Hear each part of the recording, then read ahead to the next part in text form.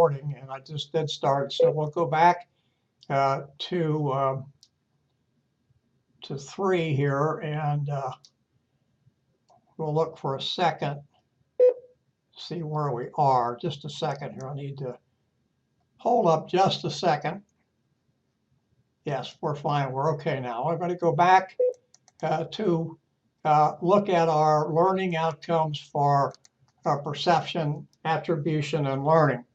What is perception and why is it important? What are the common perceptual distortions? What's the link between perception, attribution, and social learning? And finally, what's involved in learning by reinforcement? I apologize that 2 weeks in a row I forgot to start the recording, but I got caught it in time, at least I hope. What I say about this slide is perception is how we make sense of the world and we react to certain situations. And let us look at the perception. And by the way, you can find this particular slide on page 76 at the bottom, figure 4.1. This is the perception difference between a subordinate and his or her manager. And notice in only one place do they come close to agreement on a particular topic that was discussed, and that is salary. But notice that the subordinate's perception is almost to the point of not being mentioned, not quite, but almost to that point. If you look at that midline, it's a little bit, fuzzy whether it's really mentioned or not. And the manager thinks that they probably did talk about it a little bit, but neither one of them are a whole lot. And then they past performance, you might say that that's close because in some respect the subordinate thinks there was some mention of it, whereas the manager thinks there was probably more than some mention, somewhere between some mention and high mention. So it's in the eye of the beholder, and that's what we're looking at. And the next slide, I think, and again, you can, pardon me, you can see this on the next page, figure 4.2 at the bottom, page 77. What do you see here? Do you see two vases or do you see two silhouettes? And I will be, this is the classical perception. And I will tell you, when I first saw this slide in the textbook that I had when I was in, I think the first time I saw it was when I was in graduate school. All I saw was a vase. I didn't see these two silhouettes. And now I can see both of them. Well, I learned over a period of years, I can see both of them, but I can look at this at the beginning and see just the vase. And then when I look at it again, I see the two silhouettes. And if I look away, I come back and I see a vase again.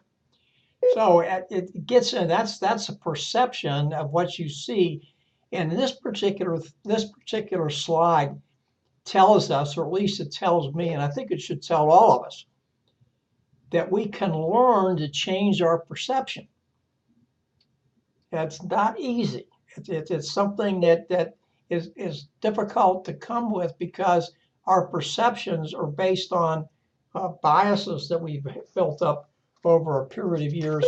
And I'm going to kind of get to that with an article I found in the New York Times several weeks ago when I end this particular talk tonight for the first lecture here of chapter 4. Now this is the perception process. And we see these things, and we can see this particular slide at figure 4.3 on page 78, excuse me.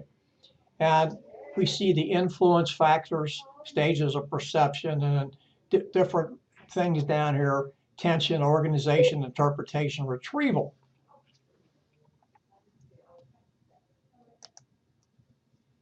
Attribution and selection.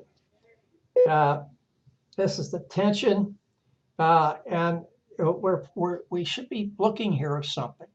But remember, with selective screening, it already tells you at the very beginning, we are setting up something.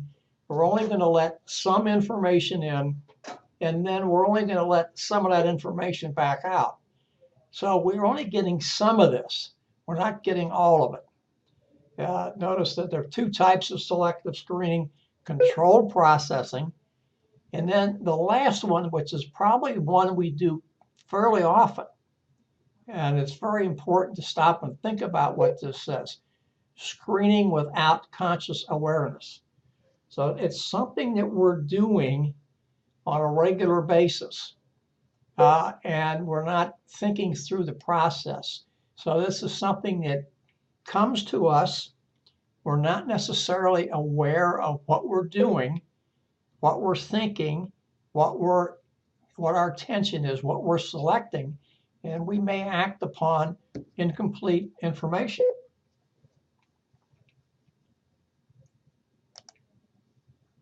Now, the next one we come to are something called schemas.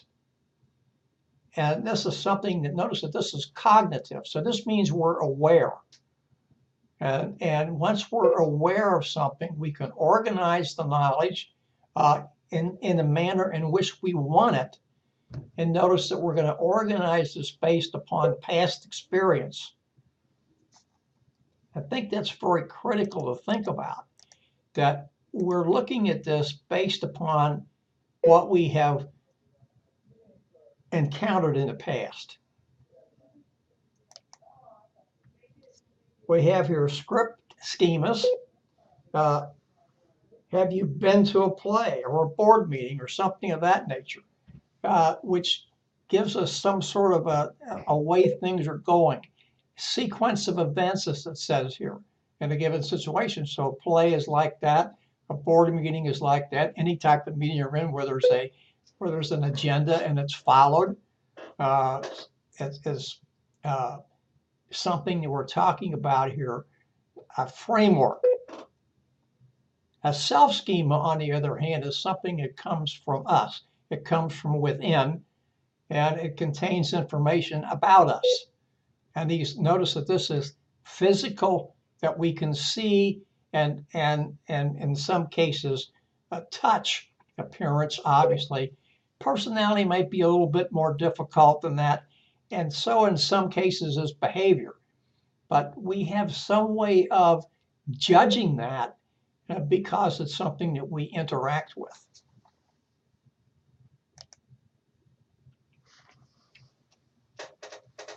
These personal schemas, person schemas, and person and situation schemas. One refers to society, another could refer to organizations. It's very interesting to see how these things go. Again, we're talking here of categories. We're talking about, in the bottom, we're talking about persons and events. So remember that all of these things that we see and experience influence our perception about a person, a thing, or something other. Now, this is a particular slide that we need to talk about here in just a second. You've just been told your job has been downsized. Now, it's a nice way of saying you no longer have a job. Something you've never experienced before. So what are you going to do? Are you going to let the environment, the outside, influence your decision? Take cues from that. You're going to pay attention to any salient cues that there are. Create something new for yourself, a new mental category, as it says here. Laid off. I am now a laid off person instead of being an employed person. Are you going to consider how other people have responded? All things you can do. What's a perception here? Does your self-worth, and the way I want to put this, does your self-worth change because you're now no longer have a job? That's something we need to think about. And if you create this new category, laid off, does that change your perception, and does it change the perception that others have of you? Interpretation simply means giving meaning to something, giving meaning to what we see. It could show us differences, etc.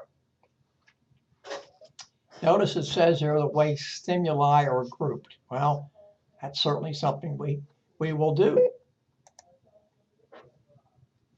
Retrieval. That is everything before, and you're everything before, and you're going back to your memory, to your built-in computer, and you're pulling that information forward. So we want to bring that to the forefront and say, okay, now we've done this before, we've experienced this before, now where does that take us? This is an interesting slide here, I think. It talks about impression management. It is, in this particular case, what is it that we want others to see in us? We can do certain things, help us to advance in our career, maybe help us to advance in society, etc. I remember some years ago interviewing for a job, and I'd already interviewed once with the person that was the CEO. And I don't think this was a big deal because it was a small nonprofit organization that I worked for. And he wanted me to interview with somebody else, which of course I did. And I immediately figured out what type of person she was. Now, I don't mean this to be bad, and I don't want to go too far into this. And so I reacted to her the way she was reacting to me. So that put us both on the same sheet of music. And her perception of me may have been different because I altered my script, as we talked about before, to meet the situation in which I found myself. So I was trying to project a certain type of persona that may or may not be something I would do on a regular basis, but it was something I was comfortable with. And I could do that, and I could live in that skin, if you will, and be satisfied. I did get the position. I'm not sure based upon that interview or not.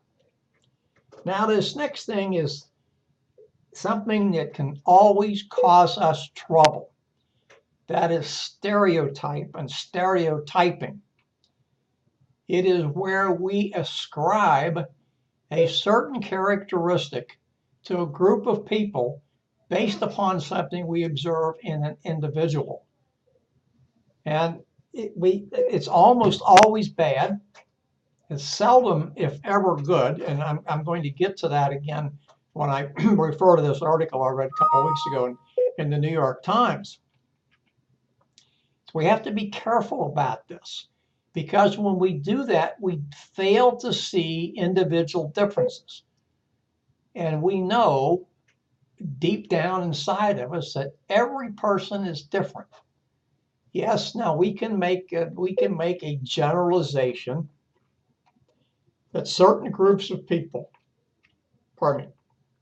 tend to act in certain ways. We can make that generalization, but we have to stop there and say, yeah, okay, this is true, or it may be true. Let me put it like that. It may be true, but what about each individual here? Aren't they somehow different? Now, let me give you an example of this. I spent a number of years in the United States Army, and I retired from the United States Army a number of years ago. And so if you would see me in a uniform, you'd say, oh, well, there he is, and that's what he did, and that's how he acted, and that's how he always reacted. And we tend to say that people who were in the military, once they retired, continue to act that way. And if you said that about me, I would say that's not true. You know, here's my point. I don't care what the military does anymore. Yeah, I still want to have a strong military in the United States, and I want the military to exemplify what I thought it exemplified when I was in there. But I'm not concerned about what they do on a daily basis.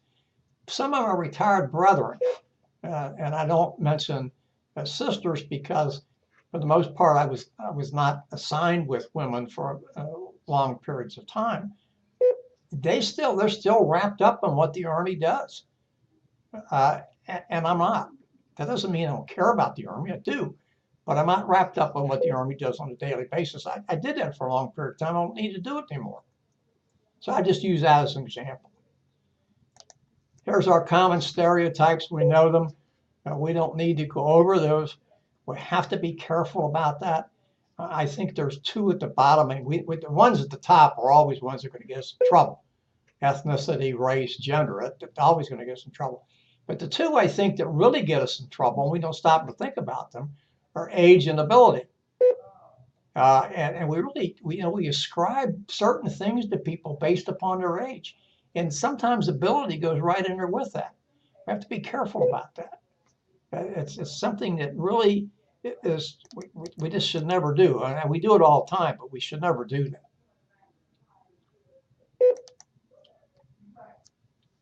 A halo, this goes back to the stereotype thing that I was talking about.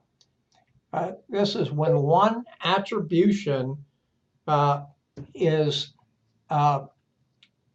moved over, an attribute of a person, not one attribution, attributes of a person is used to develop an overall impression of the individual or the situation or the event.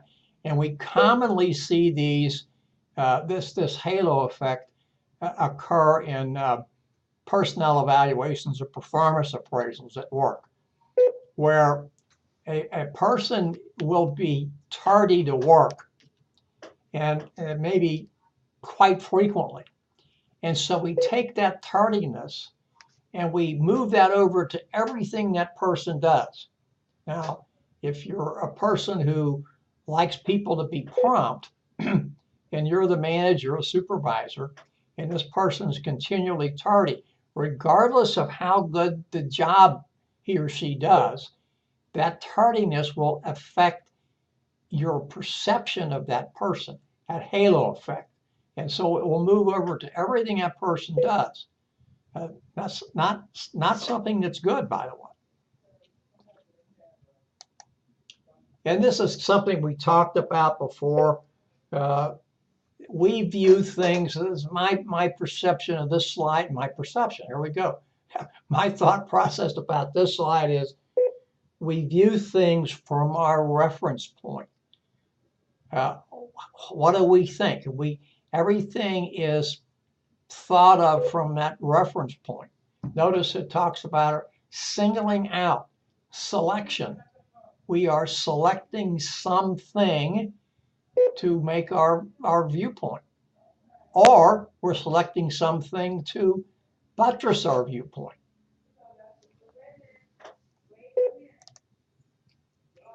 Now, this is an interesting slide here because this is assuming our qualities are assigning our qualities, my qualities, to someone else or to others.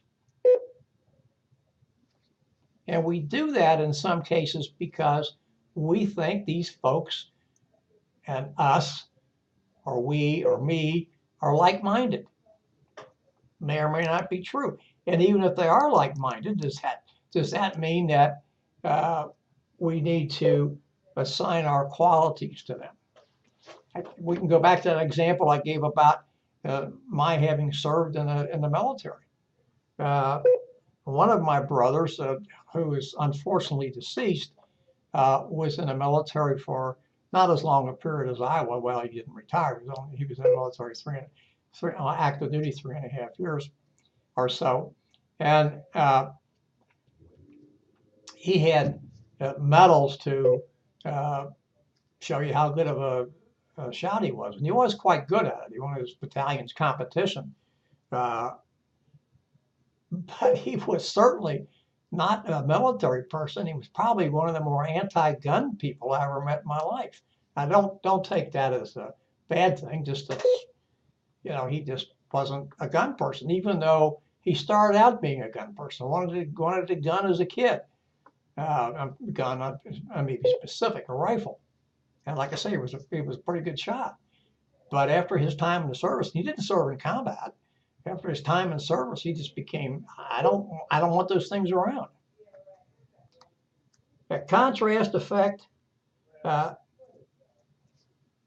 this is something we're doing by contrasting something recently that's just happened to us, an event with something that has occurred over a long period of time. Contrasting it with something that recently happened.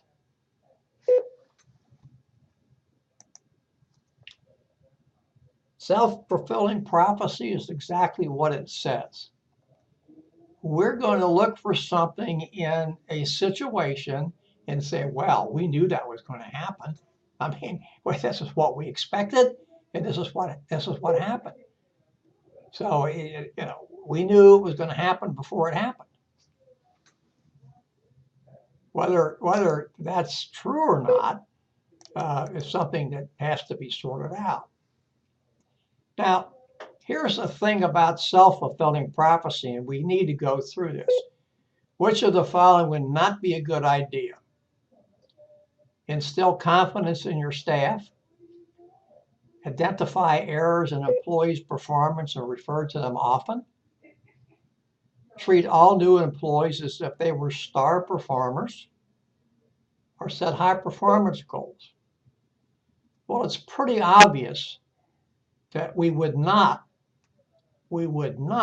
think that identifying somebody's mistakes and continually referring to them would be something good. That's just not something you do. You're not going to get that person to be able to move beyond his or her errors by constantly referring to them. You need to coach the person, show the person what the right thing to do is. And then reinforce, which we're going to get to later, reinforce that behavior, that changed behavior, with a now good behavior, time after time after time after time.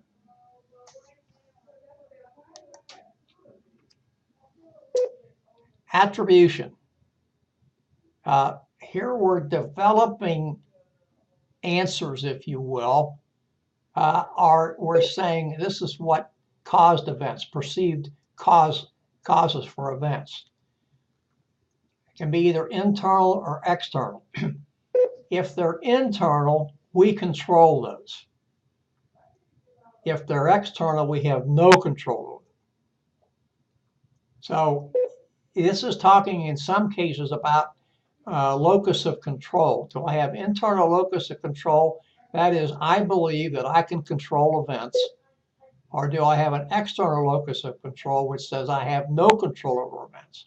And whatever happens is going to happen. I can't stop it.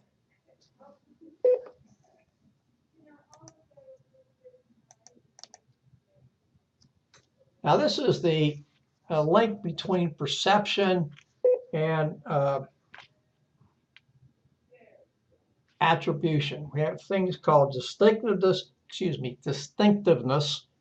consensus, and consistency. Now, distinctiveness is simply something means that something stands out on its own. We mean that this person is going to act this way all the time given a similar set of circumstances. Consensus is the likelihood that everybody else is going to act in a similar way or respond as it says here.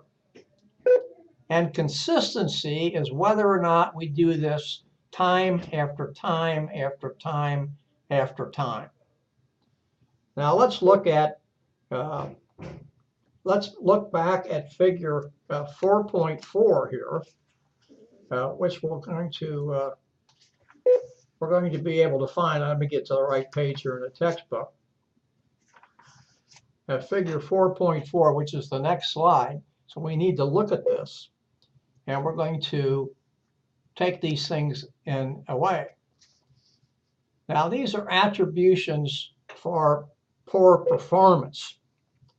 Now, let's examine some of these attribution errors. Notice the differences here. Performance, this is looking at it from the manager or supervisor's perspective. So causes for the poor performance, and we have in the middle, lack of ability. For as far as the subordinate is, there's many. Lack of effort, many. Lack of support, no, that can't happen. That's very seldom. Now let's change this over to the manager. Causes of poor performance by themselves, lack of ability, not too often. Lack of effort, that doesn't happen either. Lack of support, yeah, I don't get support.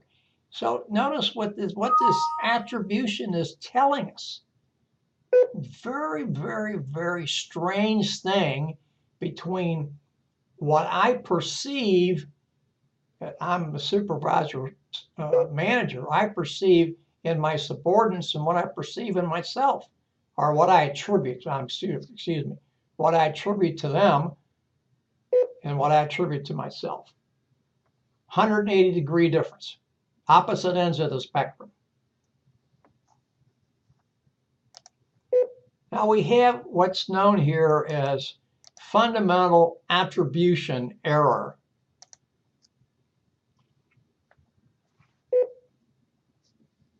This is ignoring outside influences.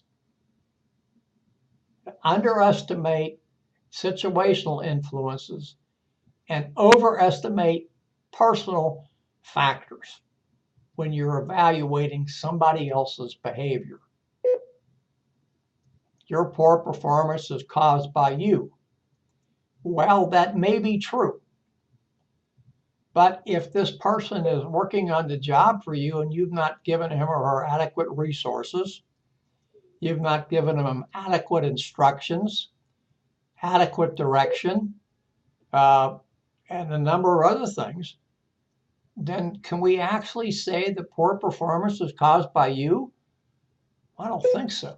I think we need to think about this and decide what's right here. Self-serving bias. Notice that we're denying responsibility for problems. But on the other hand of the spectrum, if things go right, we're going to take all the credit for it. And that's a real problem here. You really have to be concerned about that. And the two things down here below, which should resonate with each of you as students. I got an A because I studied. I received a D because the exam was too hard. Well, what's the answer there? I would tell you that you earned an A because you studied hard, or you earned an A because you took the extra effort to do the things that were over and above that were required. But you probably received a D, or actually you probably earned a D because you didn't prepare, not because the exam was too hard. We have to be honest with ourselves, and we have to be careful about the self-serving bias.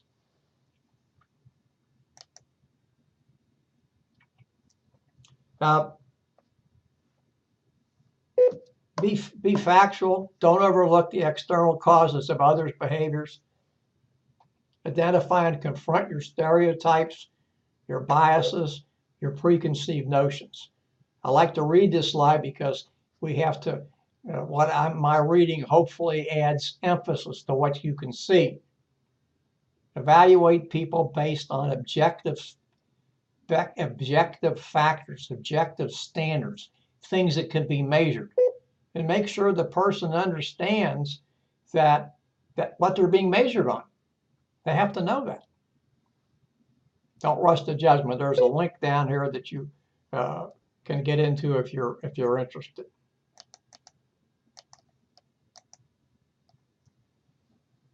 Now this is going to cause us a lot of problems. Look at the cultural differences in attribution. Individualistic cultures like those of us, we live in the United States, we're going to blame poor performance on the performer. Internal causes. In negative attitudes, we're going to blame others for poor performance. A collectivist culture like the Japanese, they have an overemphasis, notice here, on self-serving bias. The manager takes the blame for the group's failure. That's their culture. We don't do that in the United States. Australia falls in that category, Canada, Great Britain, United Kingdom, I guess I like to be called. So it's a difference between those two. But we have to look at this thing in this perspective, as I mentioned before. If we're not giving the people that work for us adequate resources and the direction and support, etc., to do their job, then we have to take some responsibility for that.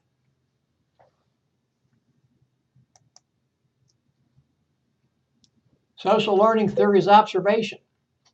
We learn by observing what other people do. We do this all the time. We don't think about it, but it is something we do, and we do on a daily basis.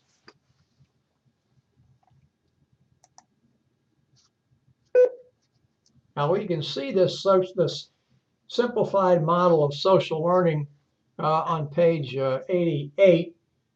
Figure 4.5, and notice how this sort of goes here. Person is self-control, self-efficacy, which we're going to talk about later. Environment and modeling behavior. Environment both ways, and then symbolic processes, etc. So it's an interesting way to look at this and to see how social learning is transformed and transcribed. We are now once again, and I sort of shy away from this a lot because this is self-efficacy, is really a bigger part of one of our later chapters. And I'll talk about self-efficacy a great deal at that time, a little more extensively than I'm going to talk about now. And remember, we brought self-efficacy up last week. We probably won't see it again until we get later in the book. It's simply this, that if you have a high degree of self-efficacy, you believe that the task that you have at hand, you're going to be successful at completing. And one of the things that people who have a high degree of self-efficacy do is they have a very good internal control system. It's called self-control here, but it's the same thing.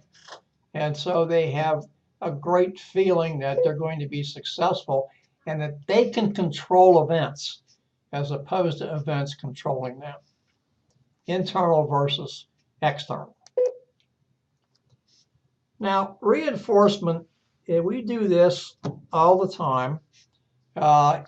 We do this because we want people to repeat desired behavior, desired work practices, etc. And so whatever it happens to be, we want to repeat, and so we praise that they do to a certain extent and often enough that it's going to be expected to be repeated. Now, reinforcement, as the slide says here, I want to read the first part of this to you because it's important to get this in our mind. And that is, it's the administration of a consequence. In this particular case, I'm talking about good as a result of behavior. So we want the behavior repeated. And so we're going to do something in some fashion to repeat that. Could be a simple pat on the back, could be a word of praise. Taking it to another extreme, it could be a bonus, it could be a pay increase, it could be a promotion, it could be a number of things that are considered rewards. Notice here that with reinforcement, there are some things that we have to have. Positive reinforcement, or it says proper management of reinforcement. I want to talk about positive because it goes along with it. Can change the direction, the level, and persistence of an individual's behavior. Now, yes, you can do this on the negative side too, and we'll talk about that because when you do this negatively, then we can talk about eliminating that negative consequence, that negative behavior. We know that there are two kinds of reinforcement, and it comes with conditioning, classical conditioning,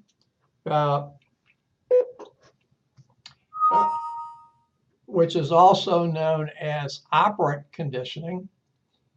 It means learning something through association with behavior.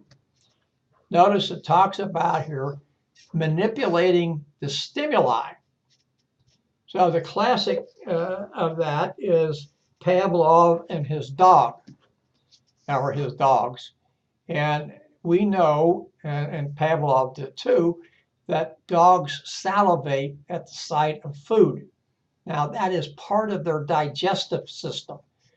So when the dog sees food, if it's a wild dog, a victim, let me say, because they're predators, and it starts this after the animal that it wants to devour, and it gets up to the point where the animal's now defenseless. It starts salivating because that begins its digestive process. So what Pavlov did was he would bring food to the dog in a cage. He'd bring food to the dog and he'd ring a bell. And of course the dog saw the food and salivated. So every time Pavlov brought the food, he rang the bell. Except the time he didn't, he rang the bell and he caused the dog to salivate because the dog associated the bell with the food. So the dog heard the bell and started to salivate because the dog expected the food to be delivered. So the bell in this case was the stimulus. It is what caused the dog to salivate instead of the food, because the dog said, well, heck, if I hear the bell, I know I'm going to get fed, so I'm going to start my digestive process.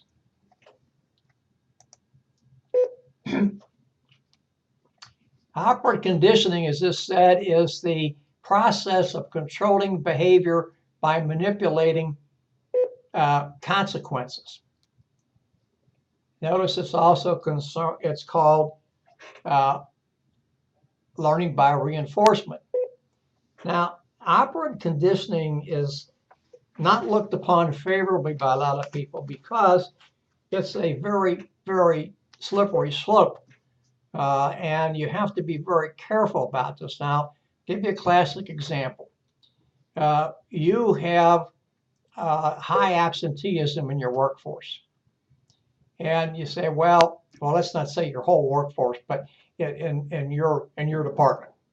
And so you say, okay, well, we want to decrease absenteeism. So everybody comes to work, and we're going to draw a card every day. And we're going to play a game of poker. And the person that has the high hand at the end of the week will win $100, or make it even higher than if you want. And so you do this, and you notice over a period of time that absenteeism goes down because people want to show up. They want to have a chance of winning this money. Well, you change behavior, but you may not have changed anything else. People didn't show up because maybe the job is bad, maybe the work environment's bad, maybe the tasks are routine, mundane, nobody has an authority or responsibility or anything like that. Maybe the people need to be trained and they haven't been trained. Maybe they don't have proper equipment. Maybe they don't have proper tools. There's a whole raft of reasons here that you change behavior. You change people. You got them to come into work, but at what cost? Now, there's another one that's even probably more classic than that, and that is Wednesday is a holiday. And the only way you can get paid for the holiday is to be to work on Tuesday and be to work on Thursday. That's operant conditioning. That one's probably more often seen than the one I mentioned. Now, this is the classical condition and operant conditioning.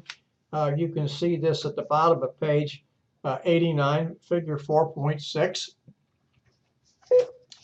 And just notice these things. The classical conditioning learned through conditioned stimuli.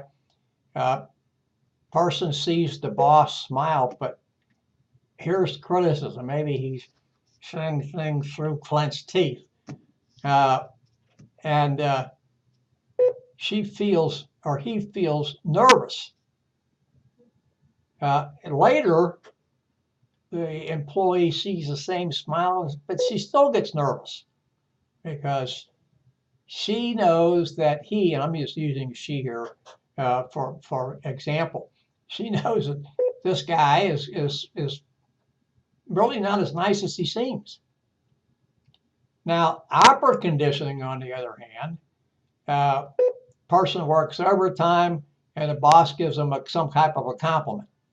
And so next time it comes around to, can you work overtime? You probably will, because the boss complimented him the last time. So we're trying to change behavior by things that we do.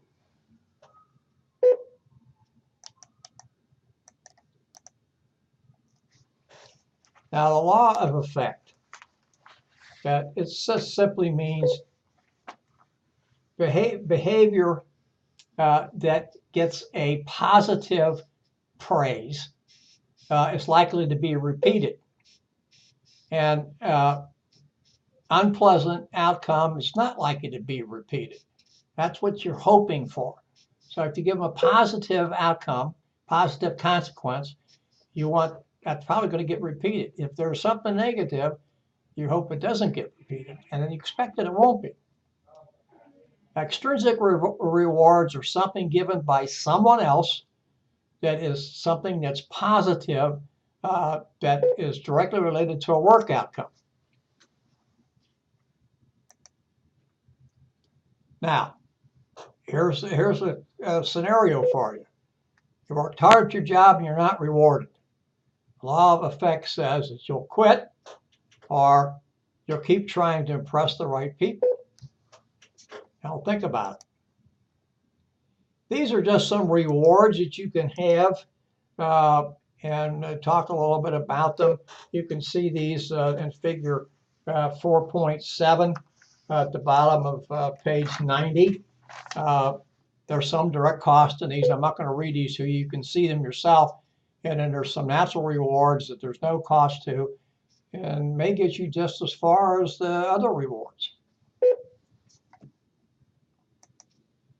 Organizational behavior modification, something we have to be a little concerned with, because here again, we're on a slippery slope.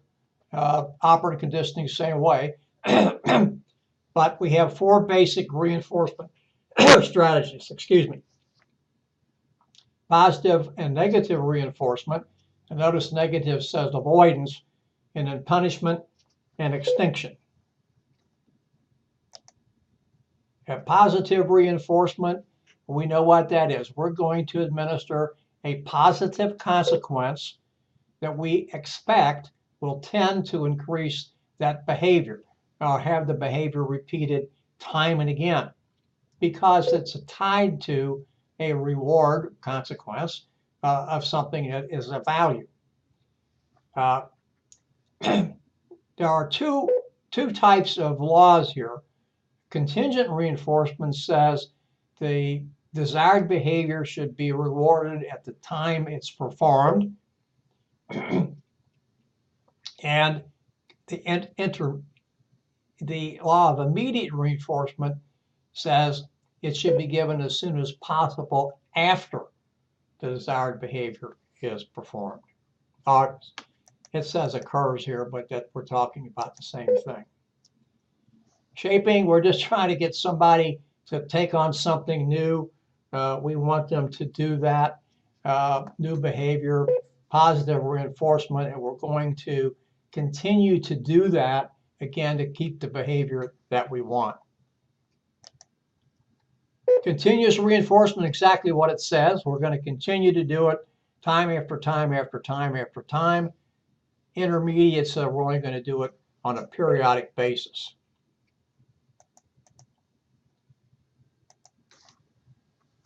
This is the alternative schedules for reinforcement in OB mod. You can see this in figure 4.8 at the bottom of page 93, fixed interval and fixed ratio, variable interval, and variable ratio. You can see these. The one's time-based, the other is behavior occurrence-based. I'm not going to read those to you because you can make sense of them yourself. And it's not necessary for me to repeat what you can read and see. Negative reinforcement, notice it's a withdrawal of negative consequences. Interesting to think about that. We're withdrawing negative consequences to get the positive. Example is somebody comes to work late all the time and the boss nags him or her. And then one day the person doesn't come late and there's no nagging.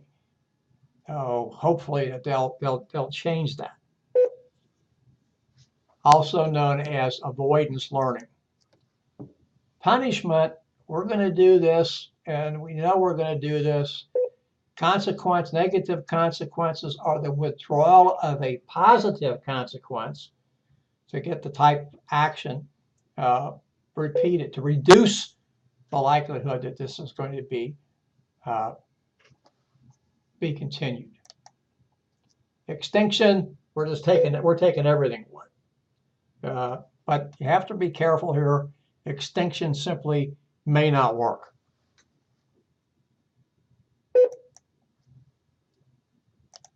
And finally, this slide, behavior modification techniques are okay if they're used judiciously. They can be done positively. They can be powerful incentives, but at the same time, they can be problematic. Notice, because of the power behind them, people tend to use them inappropriately, and therefore they may not be something that is good. Now, to sum up with perceptions, I'd like to take this time to read just a little bit of what I saw in this New York Times article. This is an article I read several weeks ago in the New York Times titled "An Appeal to Our Inner Judge" by Howard Ross, who's the founder of Cook Ross, an international diversity consulting company. He was in an airport. I've changed the cities here. I haven't talked about the cities. I probably should, at least the first one. He was in an airport in Memphis, Tennessee, when the gate agent announced that the flight would be delayed 45 minutes. Ross said, a deep Southern accented voice behind him bellowed, "You talking to us, lady?" He turned around and spied a white-bearded man wearing overalls and a flannel shirt, and a car magazine was in his hand. Ross thought he had this man's life experience summed up in this one particular encounter. As fate would have it, Ross sat beside Mr. Whiskers on the flight. As they were close to landing, he asked the man where he was going. "To a professional conference," he responded. "What is your occupation?" asked Ross. "I'm a radiologist," said Mr. Whiskers. He went on to say that he was into brain research. Ross confessed in the article that he pegged Mr. Whiskers for someone who had little, if any, education, formal education. Ross said that he should have known better, or that our built-in biases always get in the way. We tend to perceive based on our biases. And the best way to overcome faulty perception is to acknowledge our biases, know that we have them, and work to eradicate them. That brings us, just turned 5:26. Let's take a 5-minute break, come back at 5:31, and we will get into the first of our 2 chapters on motivation. This particular one is motivation theories. Thank you. Please come back at 5:31.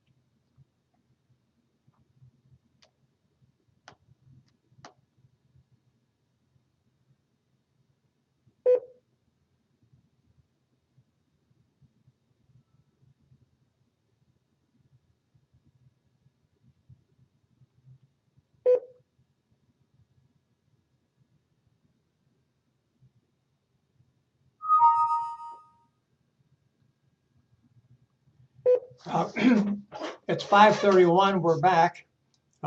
We are now going to move into Chapter 5, Motivation Theories. Now, this chapter is going to talk to us about some theories and some things. I think this is a very interesting chapter. Next week in Chapter 6, we'll go into a little bit more about motivation, and we'll talk about motivation and job design. And certainly that's something that's very important. But we'll get at least a concept this week that will carry over into next week.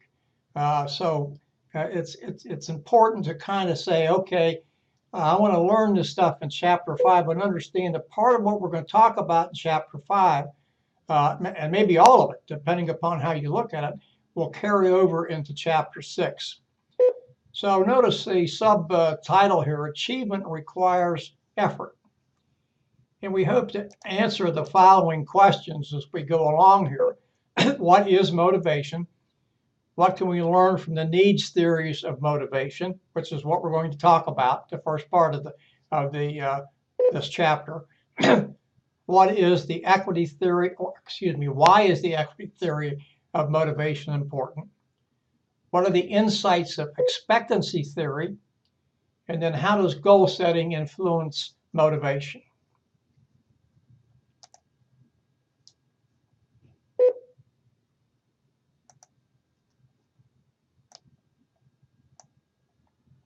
Well, that's something stuck here.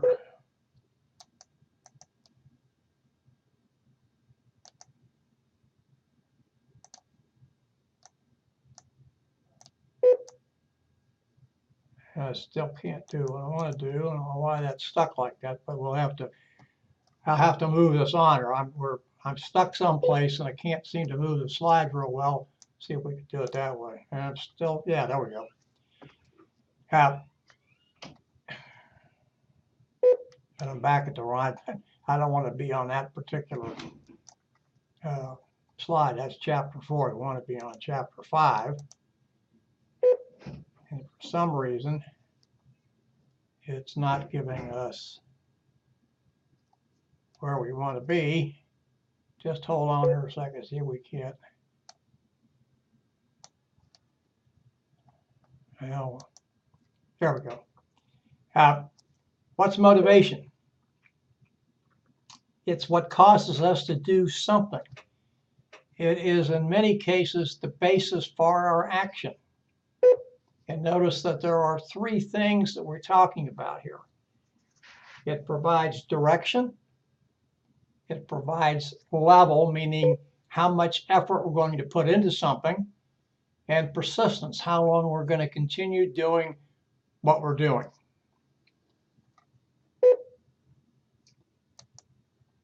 We have two types of motivational theories, content theories, which we're going to talk about now, and then we have process theories. Content talks about needs, whereas process theories focus on how we think about decisions within the minds of people influence their behavior. The first one we come to is Maslow's theory of, or Maslow's hierarchy of needs. And Maslow his theory is probably, I hate to say it's the best known, but certainly it probably, if it's not, it's very close to being the best known. He had identified 5 levels of need, and Maslow said two things, essentially. One is that some needs are more important than others, and second, that a need has to be satisfied before a lower level need has to be satisfied before you can move to a higher level need. And this is not working, so you have to bear with me. This particular slide, he enunciates his needs and where they fall. The lower level needs: psychological, safety, social. The higher order needs self-esteem, and then finally well, he just calls it esteem and self-actualization. Physiological is the need for food and water and those types of things. What we need to be able to survive. And then safety comes to things like housing and protection and things of that nature. Social means to get along, need for affection, for affiliation, things of that nature. Esteem is what we want other people to think of us. We want people to hold us in high esteem, if you will, high regard. And then self-actualization means, and notice it says it's his highest level, he says it's something that we're always after, that we probably will never reach that stage, but we're after that stage. We're pursuing that stage. And it gives us something to go on. It motivates us to continue moving in a certain direction, which in the case we're talking about here is upward. Now, Maslow's, this chart, figure 5, is seen as figure 5.1 on page 103. Now, this next theory that we come to is Clayton Alderfer's ERG theory, and he collapses Maslow's 5 needs into 3. He calls them existence, relatedness, and growth. And we can look at it this way as relatedness equals social. So he's kind of combining 2 of Maslow's needs there, at least in the first one is existence is combining 2 of them, excuse me. And then relatedness would be the social, and growth would equate to both esteem and self-actualization.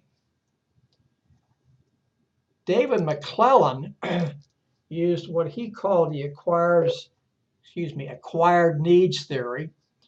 He called this the thematic appreciation test. We project our unconscious needs through stories. And this is a classic technique. Now here, let me scan this down here a little bit for you to see what's, I didn't get where I wanted to. Just wanted to get down here at the bottom, and I'm not getting there. It's a projective technique that asks people to view pictures and then write stories about what they see. And you can look here that he had, here's his theory next, need for achievement, need for affiliation, need for power. Achievement, this person, the manager must recognize the needs in these employees. If you look for achievement, this person needs feedback on performance to become and continue to be a top performer. So notice that not only is it a desire for this person to achieve, to be a top performer, but he or she has to get feedback to know that they are in that situation. They also want to be able to solve complex tasks. Need for affiliation is we need reassurance. This is a social type thing. And so we need to be able to do that. And the need for power is control. We want to be able to influence other people in what they do and how they do it. So it comes to that. And it's very interesting to look at McClellan and how he asked people to look at pictures and see what the picture was, same picture by the way, and what they got out of that picture. I commend you to read what this little short snippet about, as far as I'm concerned, not very long, on bottom page 104 and the bottom of page 105, and to show how different people associated different things with the same picture. Now, the next one we get to is, I think, my favorite theory, and I'm not going to hold that back. This is Fred Hertzberg's two-factor theory, also known as hygiene factors and motivator factors. He says, Fred Hertzberg said, that and his researchers said that there are two different factors, and they serve as, notice the slide here, as the primary causes of job satisfaction and job dissatisfaction, but not both of them. Now, it's also known as the motivator hygiene theory, and you can see this, or we'll get to it in a few seconds, the slide that is. The hygiene factors, according to Hertzberg, are the sources of dissatisfaction. And he says the dissatisfaction increases when the hygiene factors are poor. Now, think about hygiene. What is hygiene? If we think about personal hygiene, we think about keeping clean and having a good appearance, etc. Think about, have you ever been out in the woods someplace where you didn't have the comforts of home and you're unable to shave or bathe for a day or two? What did you feel like? Did you have the same motivation to do things that you had when you were able to shave, if you're a man, obviously, and be clean and things of that nature? Did your motivation change? Did your thought processes change because you couldn't do certain things? Now, so in Hertzberg's case, he's talking about the environment of the job, or the environment in which the job finds itself, the office setting, the workplace, the factory floor, or whatever it happens to be. Notice the last thing that Hertzberg says here. Making the hygiene factors better, let's say getting them up to standard, whatever standard happens to be, is not going to increase job satisfaction. It will only decrease job dissatisfaction. So you're not going to make job satisfaction better because we're talking about something that's different. It's not quite the same thing. Now, let's move to his motivator factors. Hertzberg says that these can be found, by the way, the previous thing was known as the job context. The motivator factors are found in the job content, what the job encompasses, what's in the job. And he says that if these things are present, these motivators are present, job satisfaction is going to be high. And you're doing certain things for people that they like. And he talks about job enrichment, which we're going to talk more about in chapter 6, but we need to keep it in context with tonight because we need to remember this, what Hertzberg is saying, because it's going to be directly related to what we're going to talk about when we talk about job satisfaction in chapter 6. So he says this job enrichment, which we'll talk about next week, is a way of building more job satisfaction, more motivation, more motivator factors into the content of the job. So let's look at what Hertzberg talks about here. Hygiene factors, and I'm not going to read this. You can see this in the figure 5.2 at the bottom of page 106. But notice some of the things that he says here that are hygiene factors, not motivators, hygiene factors. Base salary or wages. Pardon me. There are a number of people who will tell you that money is a motivator. Hertzberg says that's not true. Notice the working conditions. Here we're talking about cleanliness. We're talking about free of dust. We're talking about free of noise. We're talking about all these kinds of things. And he has a few other things in there: quality supervision, organizational policies, etc. Pardon me. Notice what is over on the right side, job content. What is, he says, is the motivator, achievement or ability to achieve. or a sense of achievement, recognition, responsibility, advancement, growth. And growth doesn't have to be always upward mobility. It's growth as a person, growing into the job, becoming more important to the organization that you work for. So all of this is good. All of this is wonderful. We all ought to sign up for it and say it's the greatest thing since sliced bread, the safety pin, and a few other things. But what's the problem here? Even though I told you this is my favorite theory, and I think it holds a lot of water. Hertzberg, like a lot of these theories, Hertzberg's theory has not been replicated by other researchers.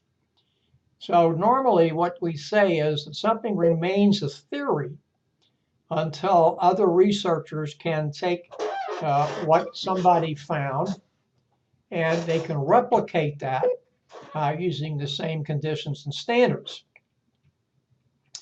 One of the reasons that Hertzberg's work has not been able to be replicated is that Hertzberg used 200 people in his research. I don't believe that they were randomly selected, which means if you do a random selection, each and every person has an equal opportunity to be selected or not selected to participate in research. That's one thing. The second thing was that the people he used, that he selected for his research, were either accountants or engineers. Those people tend to be sort of directed.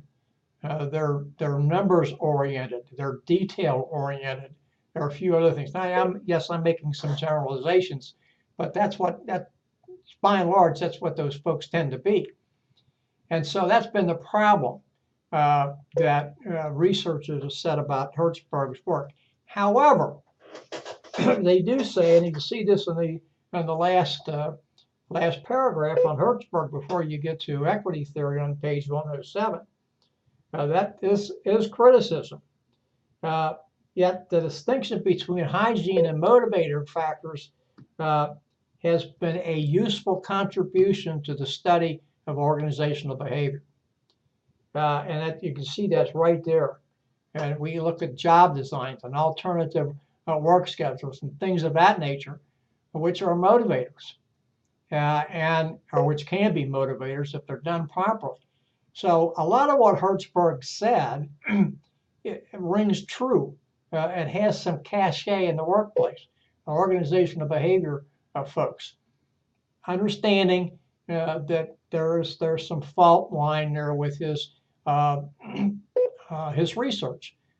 Methods weren't the best in the world, didn't have random selection, and he used people from two rather, what I want to say, very exacting disciplines, accounting and engineering. Only not to be bad. They just are. That's the nature of those professions. But anyway, and Hertzberg, again, it's my favorite theory because I think you can look at some of these things and see how they work or don't work in your own workplace. And you can see where a dreary work environment would cause dissatisfaction.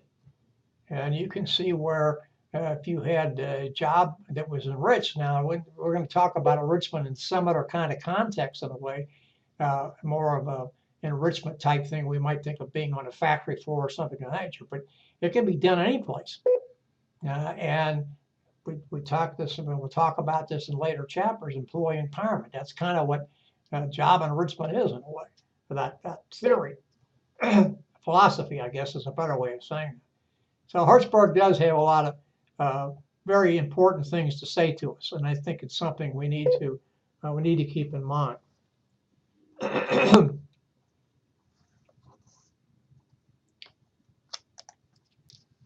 Now, the next theory that we come to is equity theory, and this is really very easy to think about. If we look in the dictionary, or anybody's dictionary, dictionary.com or Merriam-Webster Dictionary Online or something else. I'm an old school guy. I do that.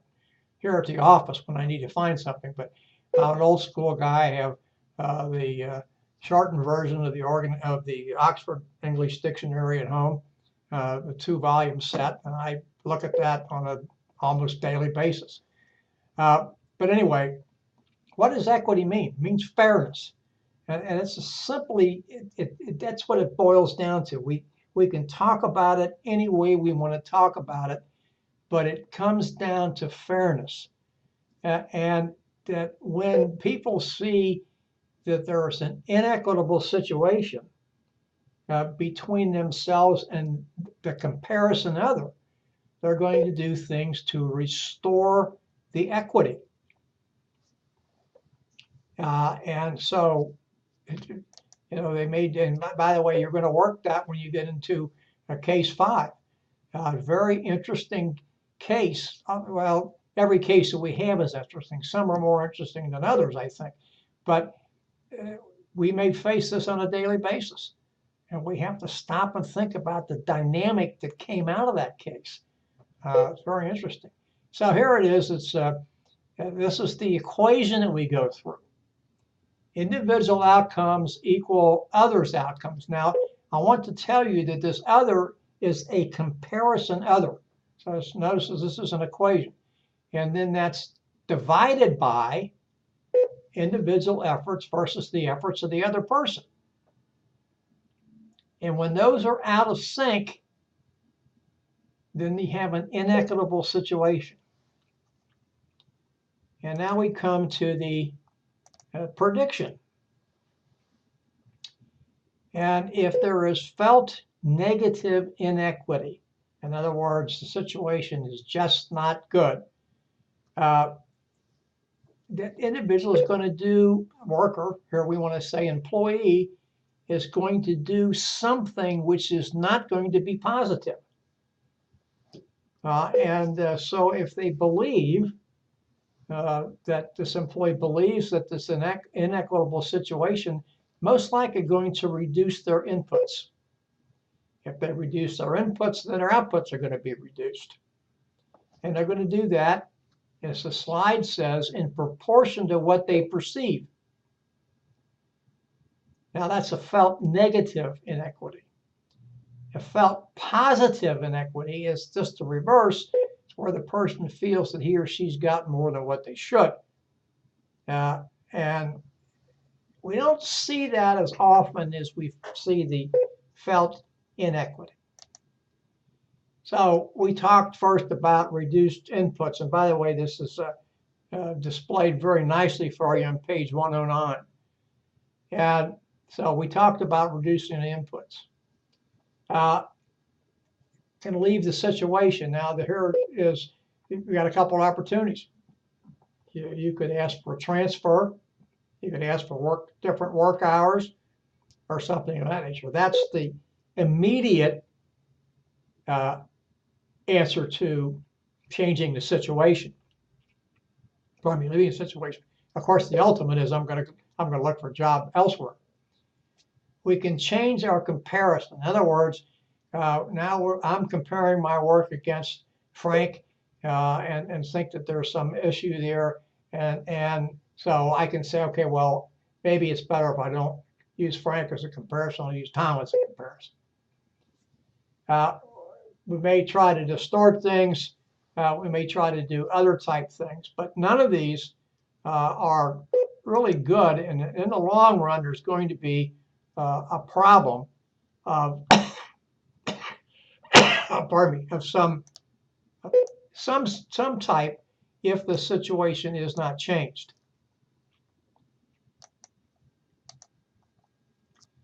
Now, here's your experience. Put yourself in this situation. You may have been there. You may not have been there. You, on a regular basis, work longer than other folks do. But you don't feel like you're recognized for your efforts. So according to the equity theory, by the way, it also says rewarded. You're going to increase your efforts and work longer hours. You're going to ask for a raise or a bonus. You're going to reduce your efforts by working fewer hours. or you're going to frame the situation as a learning experience that's beneficial to your future career. What will you do? Think about that, because that's what's going to happen. You're going to come somewhere to this, and as the bottom part of the slide says, if you can read it, you're most likely to reduce your efforts.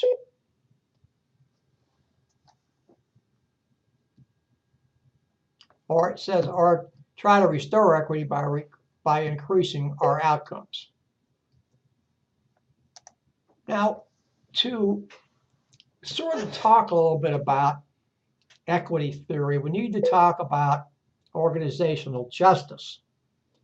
And this is just how you believe or perceive, or not only how the organization's policies, procedures, etc., are fair and equitable, and if the employees view them in that fashion. So we have 4 categories here. Procedural justice, which kind of goes back to what we just said, that we have rules and procedures and that they're followed the way they're supposed to be followed. Distributive justice, everybody's treated under the same policy, regardless of where they come from, race, gender, etc. Interactional justice as respect, how they're affected by the decisions are treated with dignity and respect, And then communicative justice, communicative justice is the thorough and truthful explanations. Now, those are the type of equity theory outcomes, if you will. And when we have that, it's called equity and organizational justice. And this is something that we go through and we think about these things, and we get some kind of response to what we've seen.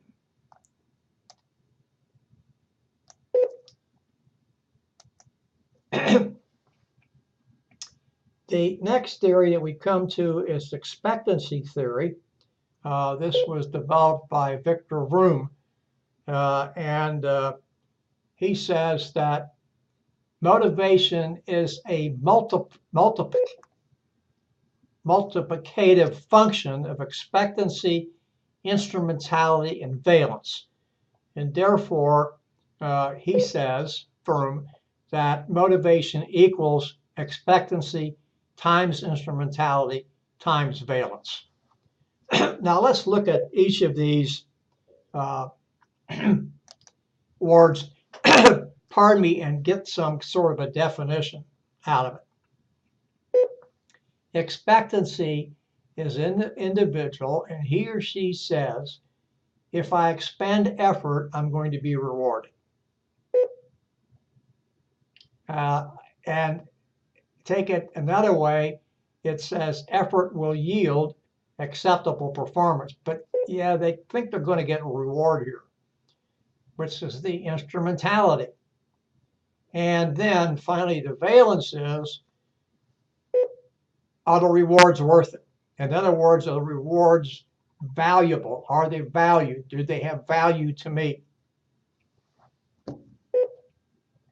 So let's look at this graphically. We can see this in figure 5.3 at the bottom of page 111. Here we go here. Let's look at the top, and then we'll come over and do each one of these on the bottom. Employee exerts effort at work to achieve task performance and then to realize work-related outcomes. So the expectancy here is we want capable people, and we have to hire capable people. And we don't talk too much about hiring an organizational behavior, but we have to have those people.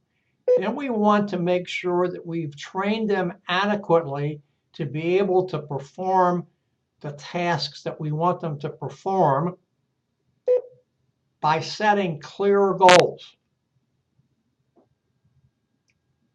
Then we look at this instrumentality and we're going to tell them, okay, here's how you're going to be rewarded based upon what you're doing. So we're going to give rewards that are contingent upon performance. Now, let's just take this, and probably you don't see this a lot at work, or at least you don't think you see this at work, but if you get a salary increase, the salary increase is usually based upon what you have done. It's not based on a potential for what you're going to do. That's when you get promoted. You get promoted based upon potential to do the next job. You demonstrate a potential. You don't get promoted, for the most part, based on what you've done. And then the valence, we have to identify, identify needs and match rewards to the needs. So what's an individual need? And then we're going to have to match the rewards that we give that person to the need. So expectancy, instrumentality, valence.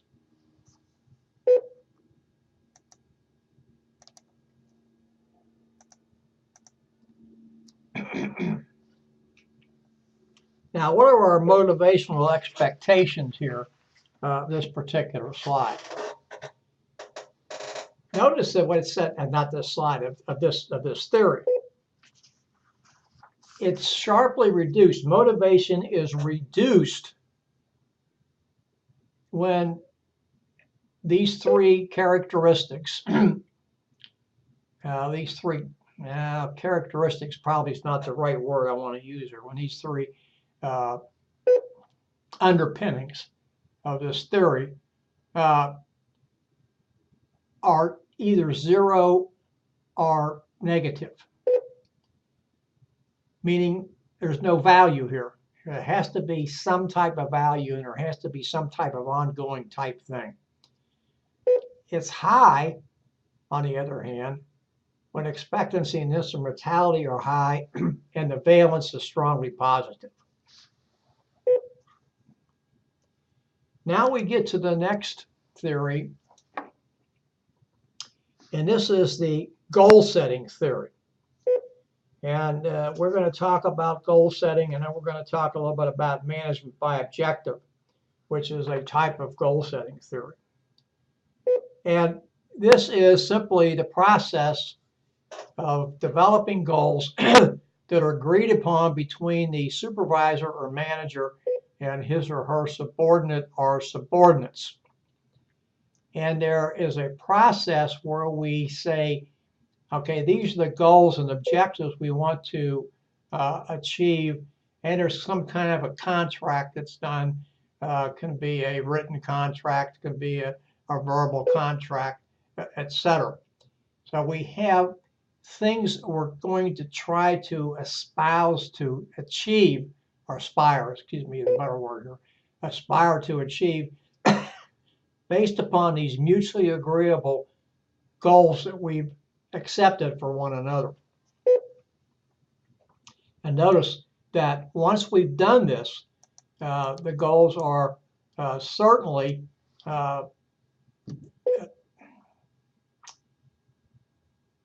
I'm just thinking of this, lost my train of thought. There's something that we certainly have agreed to. I don't want to say these things are enforceable. That's a tough word to use. But I do want to say that there's something that's agreed upon, and then if that needs to be changed, they need to go back to the drawing board and decide what they want to do. When it comes to goal setting guidelines, difficult goals are always better than easy goals. Now, I have used the term moderately difficult for a number of years, and that may not be a good term to use, and maybe I should stick with the difficult, which is the textbook says. Difficult is fine, but they must be seen as achievable. If they're difficult and seen as unachievable, the employee's not going to do anything about it because he or she realizes no matter what I do, I can't get there. It would be like trying to climb up a steep slope on loose gravel. Very difficult to do. You might be able to do it, but it's not going to be easy. And especially if somebody says, "Well, okay, you're going to have to walk up the whole way. You can't get down and try to get handholds and pull yourself up and things of that nature." So we've said that we've changed the parameters of what we're doing and said, okay, climb up a steep hill, but you can't do certain other things to help get you up there. And by the way, this gravel is loose. You're probably going to lose your footing. So if we have difficult goals, but they're achievable, the chances of high performance are greater than if we have something that's very easy to achieve. Why? Well, after the employee knows that it's easy to achieve, what's the sense of continuing to try, because he or she knows they can do it. There's nothing here has to be done. There's nothing that has to be mastered. I just go out and do this, and it's just like being out on a lake and falling off a log. That's easy to do. I don't have to do anything here. They also need to be specific. We can't have things that are, well, you can do this, or you can do that, you can do something else. You have to have some specificity here, so the employee understands. Now remember, employees are going to agree to this. There's an agreement that when we have goal setting, both people agree to this: supervisor, manager, and employee. But there still have to be some specificity, so you know what actually needs to be done, and say, well, it's out here someplace. Now, this is entirely different than giving a person responsibility and saying, okay, I'm going to give you these boundaries out here, and then everything was within the boundaries you can handle. That's something different. So if you want to do goal setting theory, you have to have difficult goals, and they have to be specific. Otherwise, you're not going to get the results that you want to get. This is a very important factor. Matter of fact, my notes say it's a critical factor in goal setting theory, and that's feedback. Positive feedback is going to motivate the individual to continue doing well. But at the same token, or by the same token, the individual has to know where he or she is going and how well they're getting there. Now, feedback should always focus first upon what's positive and then talk about the things that need to be improved. Notice I did not use the word that things are not being done well. This is what needs to be improved, and here's how you do it. So you just don't say, well, this needs to be improved and walk away. That doesn't work. Here's what needs to be improved. Here's how you do it. Maybe you need better tools. Maybe you need more equipment. Maybe you need additional help, whatever it happens to be. Give them the resources. So giving positive feedback, this says feedback, positive feedback is going to motivate people to do bigger and better things. And obviously, if that continues, then you can up the ante by increasing the goals. Now, when I say up the ante, that doesn't mean to say you're upping the ante. You don't think that person is going to get there. You're only going to up the ante if you think they're going to get there.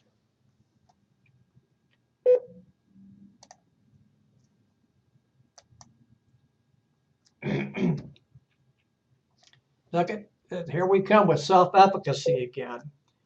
And one of the things we have to have here is that two things we have to have are obviously the goals have to be accepted.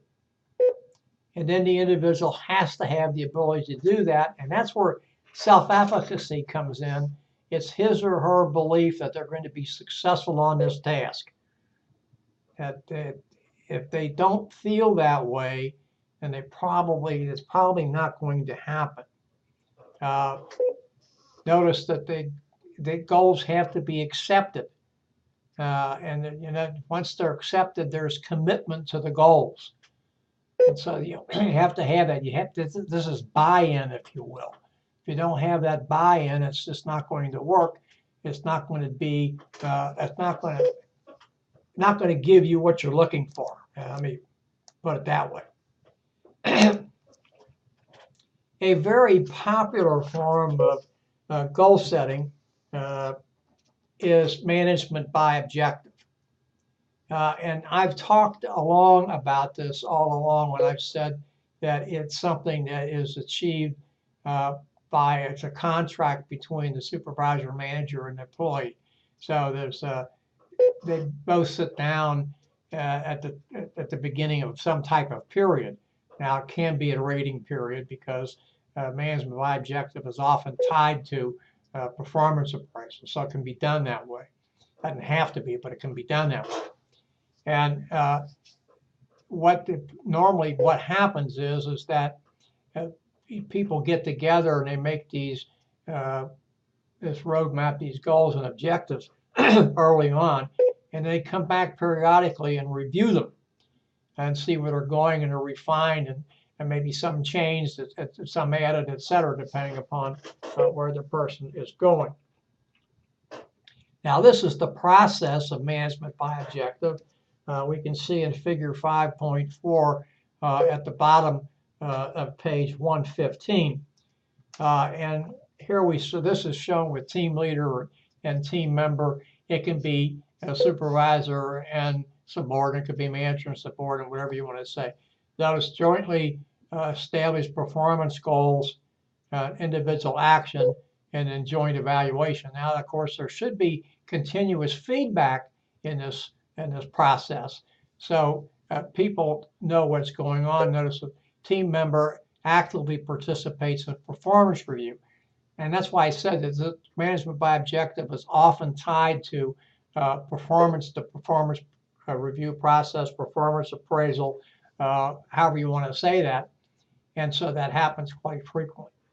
One of the criticisms of management by objective is that there's a lot of paperwork involved. And so that you have to write them out. Obviously, you can do it by computer, but it have to be written out. They have to be agreed to. Somebody has to see them someplace. There have to be periodic reviews to make sure that, or there should be. They don't have to be. There should be periodic reviews to make sure people are staying on target. Maybe goals need to be refined, as I said before, adjusted, and maybe even changed. There's also a thought process that because it's management by objective, because it's usually tends to be done in a department or a work setting, that often there can be more emphasis on the management by objective and more focus on the task than there is on to the overall organization and making sure it fits in with the organization. So a lot of times there can be more emphasis on that than there emphasis on something else that should have equal importance. Doesn't mean to say it's all bad. I just want to give you the downside. Now I'll give you an example of how management by objective worked. When I was in the Army, we went through a number of performance appraisal systems. I've forgotten what we actually called it. Maybe it was performance evaluation, I don't remember. I think the time that I was in, we went through 7 or 8, maybe 9 on the enlisted side, and about the same number on the officer side, as I recall. And what we would do is we would sit down with the subordinate, a soldier, and or whatever we wanted to call that person. Soldier probably is the best thing to use.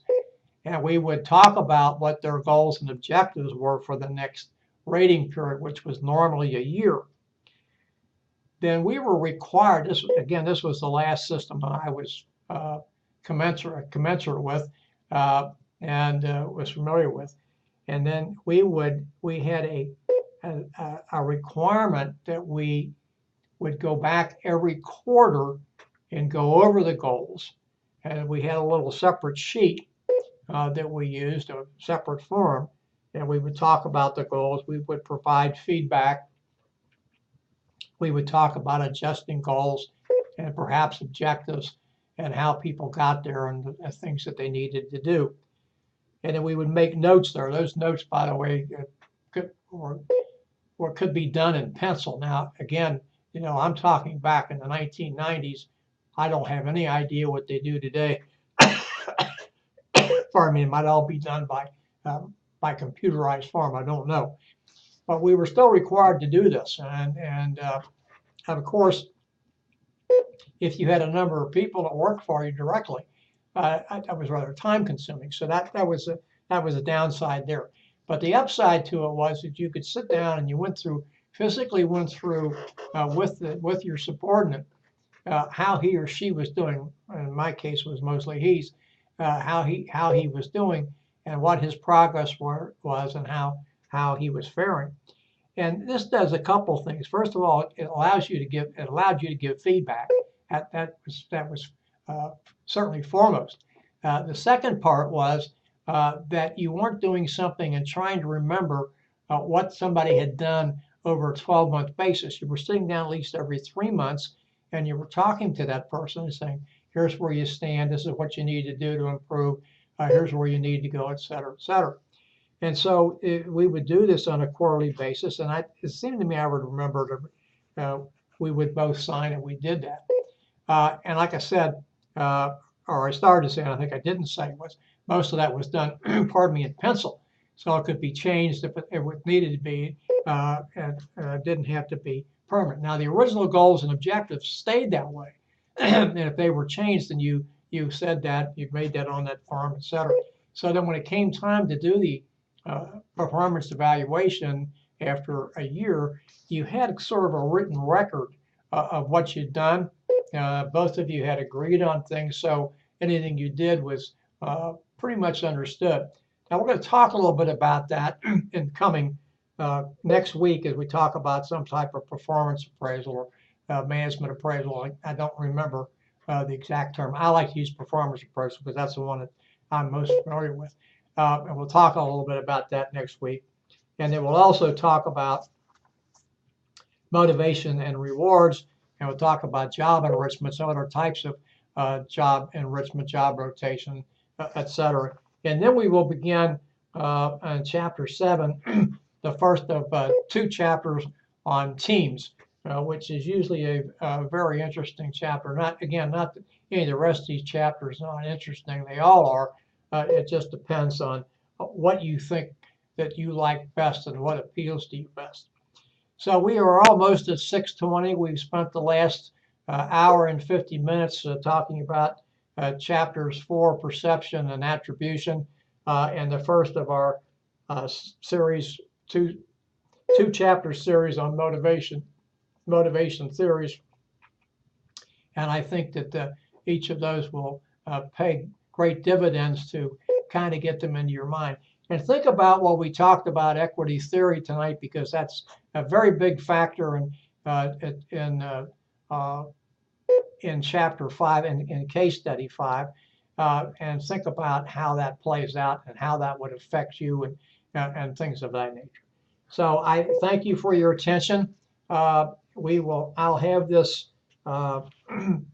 lecture recorded and have it uploaded tomorrow. Usually takes me about 20 minutes to go through the process, and so we should have it up for you by at least 9:30 in the morning. So thank you for your attention and good night.